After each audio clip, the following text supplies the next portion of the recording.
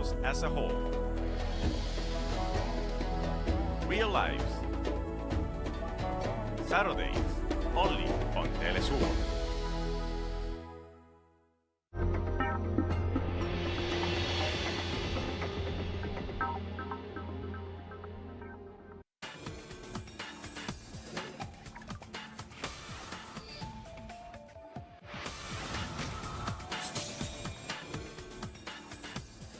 Live from Quito, Ecuador, I'm Sonia Gray, and this is From the South, the morning news brief from Telesur English, and we start this new edition right now.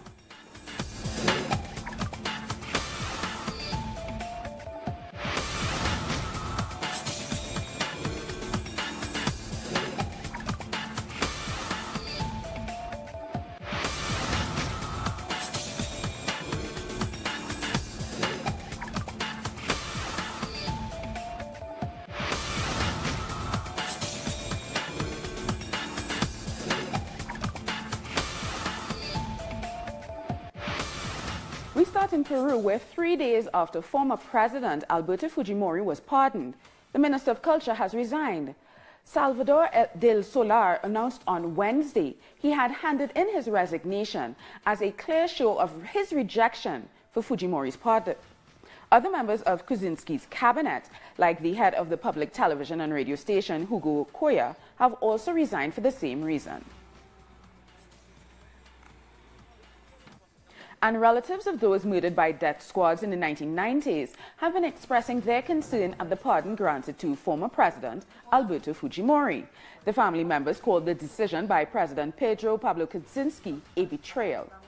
Fujimori was serving 25 years in prison for 2 massacres carried out under his presidency, when thousands more civilians died during the counter-insurgency campaign he oversaw.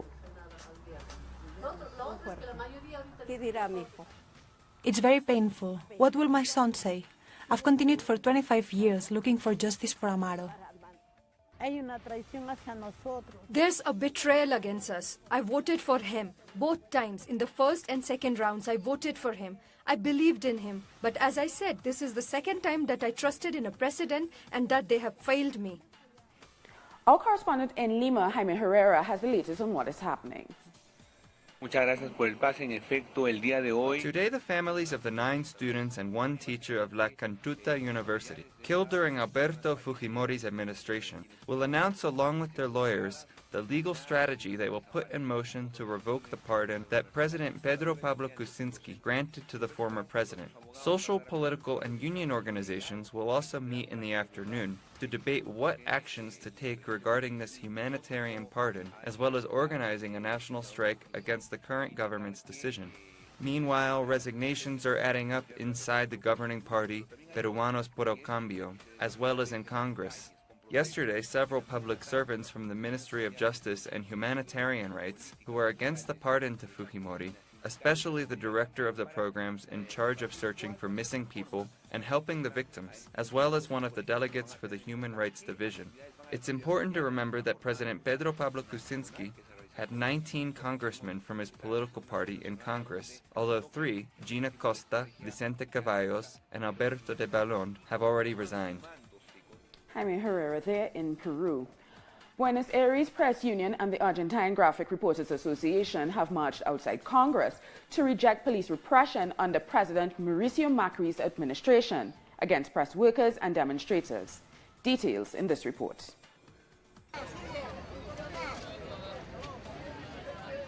Using the phrase "do not shoot at the press, freedom to inform," press members protested against the repression during the mobilization on December 18th against the pension reform law that left 36 injured, photographers, cameramen and reporters, as well as 4 detainees.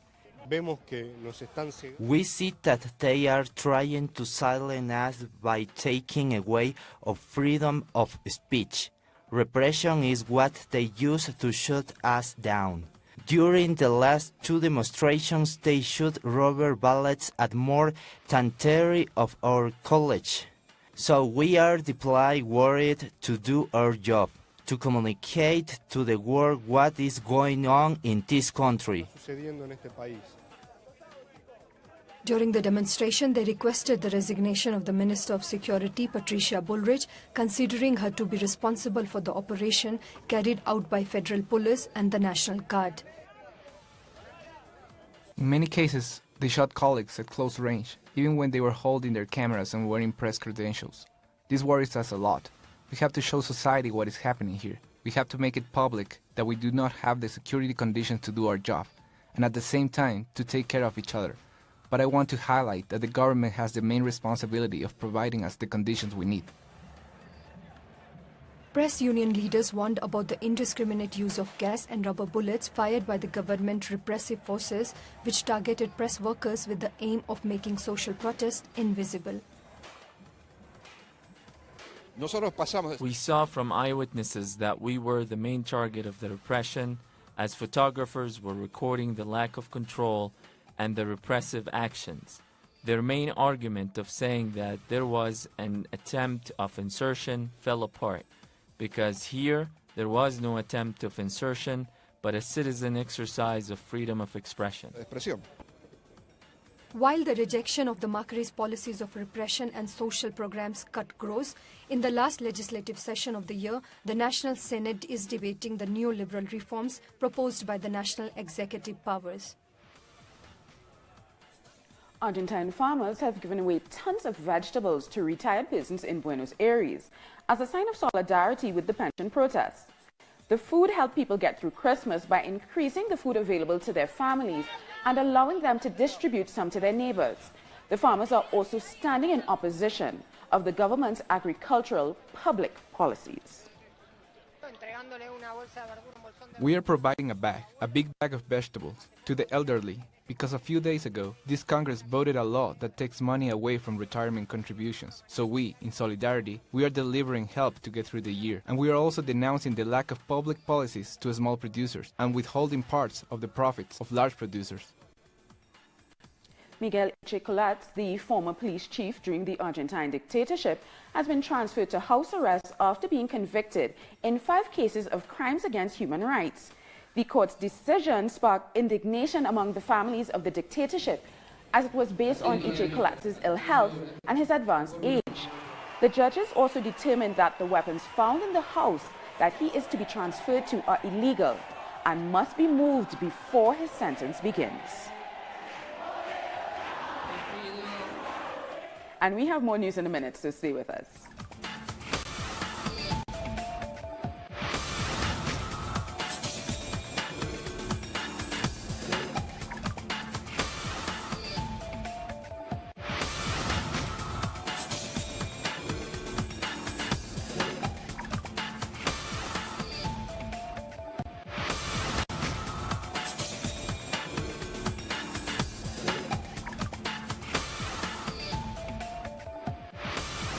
Welcome back. As 2018 approaches, some Brazilians are thinking about the upcoming elections as a way to restore the democracy that has been challenged since the coup that overthrew President Dilma Rousseff.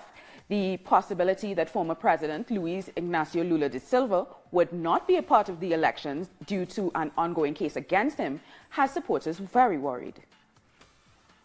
In the midst of celebrations for the coming year, many Brazilians think of 2018 as the year in which elections could restore democratic order to their country after the coup against Dilma Rousseff. Elections are our only hope. We cannot go on like this. The most popular candidate is former President Luiz Inácio Lula da Silva, but his candidacy hinges on a decision by the Federal Regional Court of the 4th Region of Porto Alegre. On January 24th, the court will rule on an appeal presented by Lula's attorneys after Judge Sergio Moro sentenced him to 9.5 years in prison. Brazil's justice is always late to pass judgment, but when the accused is Lula, they move fast in order to put an end to his candidacy. That's the way it is. Judge Moro's sentence is ratified. The former president would be ruled out of the elections, but Brazilians believe that an election without Lula is akin to fraud and demonstrations that are being organized in his support.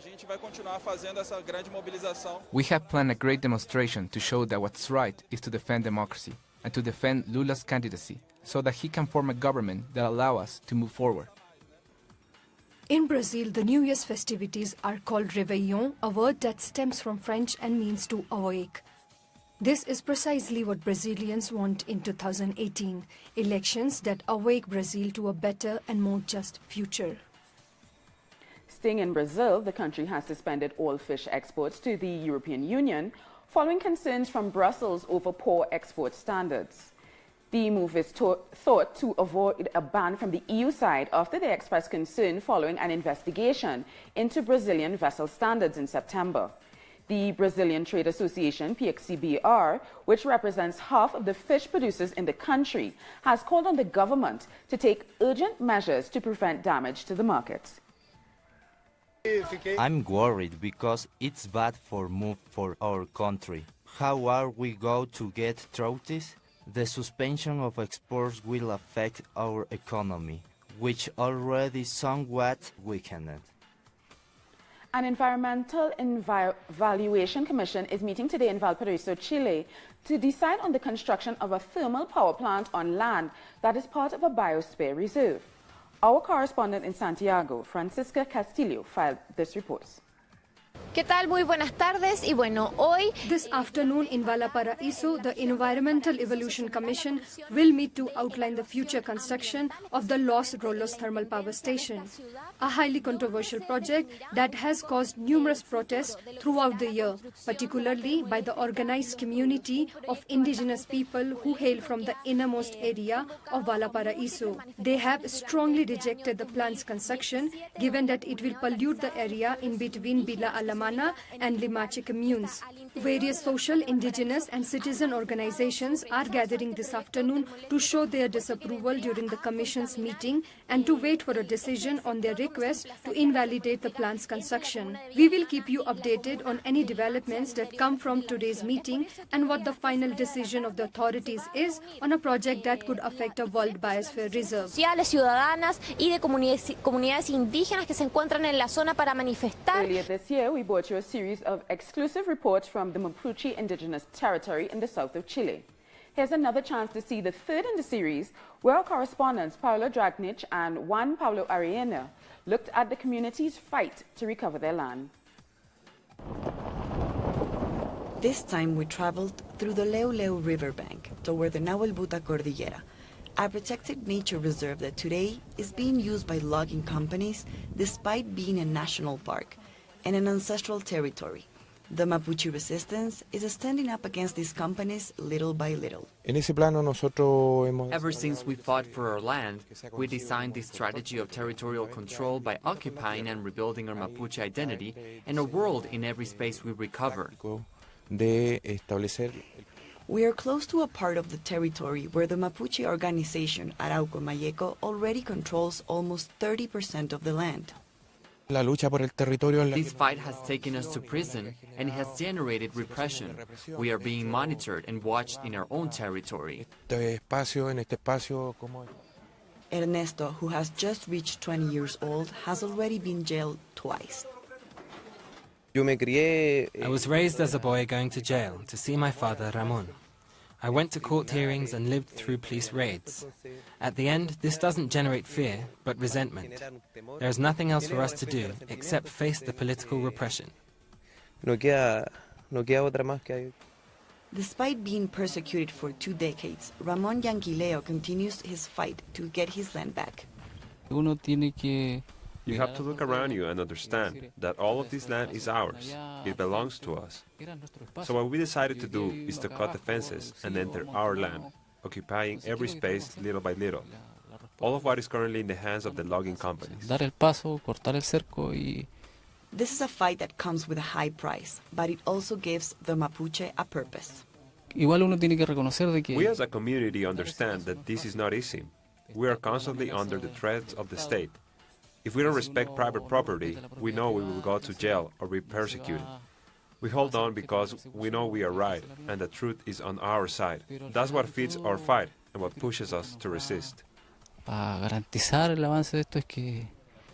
this is all because they hope to rebuild their identity and reclaim their territory.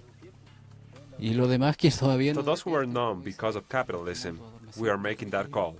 We can overcome jail with our militants and our struggle. It is the road to a dignified life that the Mapuche have inherited from their warriors' ancestors. It's been 18 years since Venezuela suffered its worst natural disaster in modern times. The 1999 Vargas tragedy claimed the lives of thousands. Landslides caused by torrential rains wiped away entire communities. Our correspondent in Caracas, Freddie Gillingham, looks back at that tragic event and visited the state to see how things are now. On the surface, Vargas State looks like what you would expect from a coastal region on the Caribbean Sea. Palm trees and a slow, relaxed pace to life. But 18 years ago, the scene here was very, very different. There are no definite figures, but it's estimated that between 10 and 30,000 people lost their lives when a torrent of mud came down the side of the Avila mountain. Thousands of homes were destroyed, and an estimated $3.5 billion worth of damage was caused. Now the Avila mountain still bears the scars of that December back in 1999, and people's accounts of that fateful Christmas are all too vivid.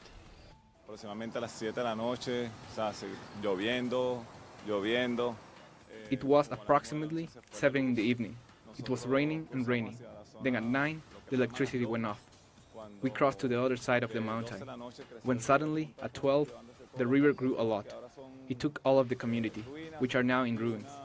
Apartment buildings with approximately 1,200 families. Many died. In response to the tragedy, the government set to work on a massive program of sustainable reconstruction. Housing missions have replaced the ruins which once lined this shore. So as you can see, Vargas State has changed a lot since that devastating December some 18 years ago now. The structural redevelopment, which we have been seeing, from Bolivarian housing missions to even a new baseball arena, is clearly evident. This therefore explains why this area remains so strongly loyal to their late leader, Hugo Chavez. From 1998 until now, the state of Vargas has continually voted for mayors loyal to the Bolivarian revolution. These houses may be one of the reasons why. It's a legacy that the older generation want to hand on intact. Freddie Gillingham, Telesur, in Vargas State, Venezuela. We go now to Mexico. Presidency. At least 39 journalists have been murdered in different Mexican states, while many others have been threatened and even forced to leave their hometowns. Our correspondent, Eduardo Martinez, tells us more in this report. An arson attack on his house was the first warning that his journalistic work is making someone uncomfortable. Then, during an attack against him, one of the bodyguards assigned by the authorities was killed. Under lots of threats, Julio Omar Gomez continued his work until he could no longer live with the pressure. Then he decided to move to another estate. If some things happen to you like they did to me, you start to censor yourself. My colleagues ask me what I did, what happened, so they don't get into the same difficulties. Of course, I tell them the same as always. It was about politicians whose interests were affected. And obviously, when you expose those politicians and authorities, that's the hard part. Ana Lilia Perez had to leave the country when she published some stories where she exposed the corruption of the managers of the state Mexican oil company, Pemex, involved in theft of fuel. I was told that the only way to guarantee my protection was to stop with journalism. I couldn't do that because that's what I do. That's what I studied for. That's my career, and I will not leave it. Although I have learned to be more cautious with my work. During 2017, which was the most violent year for over 2 decades, 13 journalists have been killed across different states all around Mexico. 99.7% of all cases remain unpunished, and the same case could be Gumaro Pérez Aguilando's death, who was killed in Acayucan, Veracruz. Investigations should continue, and justice should be done not only with the actual perpetrators, but also with the intellectual perpetrator and the abettors, because behind that chain hides a big group of public officials. Most of the aggressions come from state agents, that could be policemen, congressmen, governors, and senators. Angered by the situation and the unjust situation that they live with, many journalists have come out to the streets to demand respect for their freedom of speech in the press. They also demand that the federal and state laws of protection and care, which were created for these kind of cases, actually work. Referring to them personally could be too bureaucratic and also become a risk, because in these same institutions, they often work for their attackers. Santa Maria Key, a paradise off the coast of the Cuban province of Villa Clara, is recovering from Hurricane Irma and is once again becoming one of the most important tourism spots on the Caribbean island. Florencia Ferrer arrived from Argentina, a trip recommended by her boyfriend who sells tourism packages in the South American country. Although Hurricane Irma hit the Keys just 3 months ago, he knew Florencia was going to have a great vacation. We cannot believe how quickly the Keys have recovered. People told us about the damage to the hotel and about the hotel employees helped to rebuild it. We were a little worried because we were coming so soon after the hurricane, but everything was perfect. Those who saw the Keys being ravaged when Irma hit cannot believe how the butterflies, pelicans and seagulls have returned to the Keys to join the visitors on their guided tour around Santa Maria Keys after enjoying a visit to the biggest dolphin center in Cuba.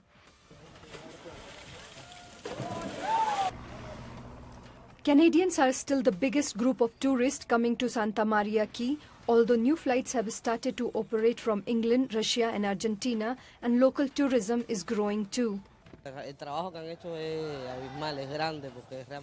They have done a great job. It's been such a short time, and what happened was a catastrophe, but despite that they have managed to rebuild everything so that people can visit. This is the first time we visit the Keys, and as of now, we are having a great time, a new experience. Everything is beautiful. I haven't been to the beach yet today, but I am going in a bit. I went yesterday and the sand felt great. This year, Cuba hopes to receive 700,000 international tourists. That's why the authorities have been so keen to restore the hotel infrastructure here to guarantee comfort to the visitors who choose to come to Santa Maria Key.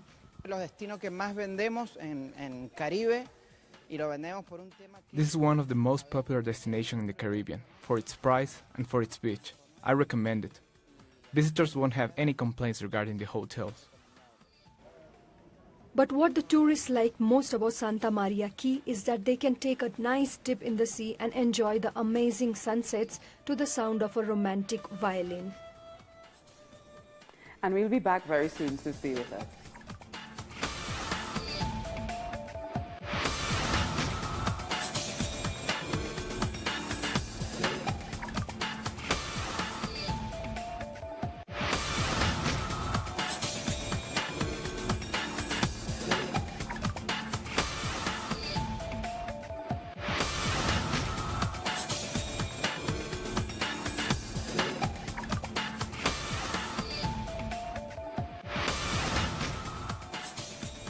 Welcome back. Let's have a look at some of the stories making headlines around the world. At least 40 people have been killed and 30 wounded in a suicide attack in the Afghan capital, Kabul. A Shia cultural and religious organization and media offices of the Afghan Voice Agency were hit. Amongst the victims, many were students who had come to attend a conference. I saw many dead in the area. I was looking for my cousin, but I could not find his body. Not sure what happened to him. The number of dead people has increased. A second batch of 6 Syrian civilians, most of them children, have left the besieged rebel enclave of eastern Ghouta, but hundreds of critical patients remain trapped.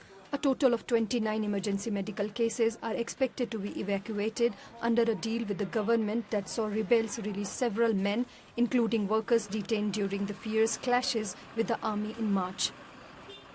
As Liberia waits for the results of the presidential runoff election, former football star George Weah claims he is on track for victory. But his opponent, Vice President Joseph Boakai, says it's too close to call. The results are expected to be announced today. So far, the results have been coming, and we know that CDC is in the lead, but being in the lead are not giving you the results. So we're hoping that the result comes very soon to know who will be winning this election. A blast ripped through a supermarket in Russia, St. Petersburg, Wednesday evening, injuring at least 10 shoppers. It was not clear what was the motive behind the blast. Russian President Putin has said that the bombing was an act of terror. Dozens of Palestinians have scuffled with Israeli security forces across the West Bank amid ongoing protests against Washington's recognition of Jerusalem as Israel's capital. In Bethlehem, Israeli security forces fired tear gas at rock-throwing Palestinian youth, and in Nablus, forces scuffled with protesters who approached them. No casualties have been reported. And Israeli security forces have arrested human rights defender Muntha Amira, head of the Popular Struggle Coordination Committee, or PSCC, during a march near Bethlehem.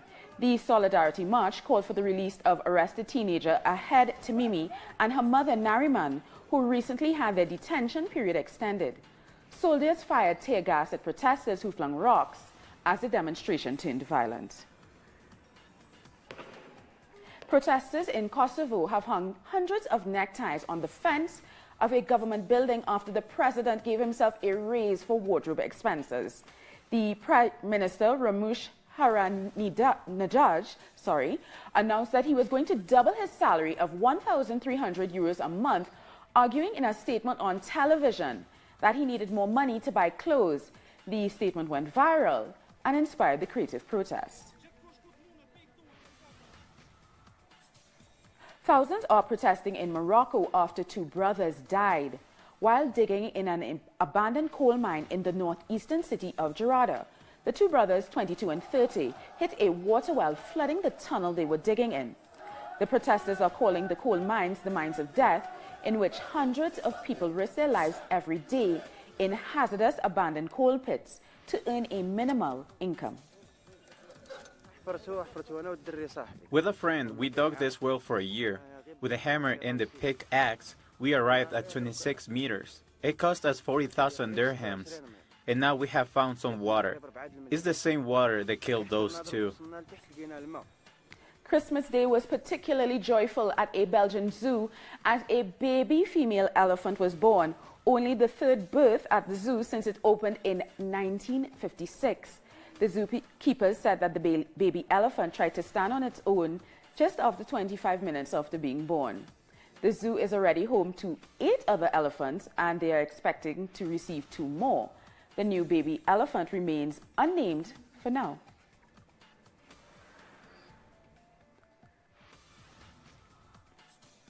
Like many countries in Latin America, Peru takes very seriously the nativity scenes that depict the first Christmas. 60 creations from different parts of the country were on display at the 13th National Contest of Nativity Scenes. The winners were artists from Cusco, Ayacucho, and Juanin. Nativity scenes are one of the strongest customs in Peruvian culture. The tradition started in colonial times, brought to Peru by Jesuit priests as an instrument to evangelize the indigenous peoples. Since then, the features of the nativity scenes have changed according to the culture of each region.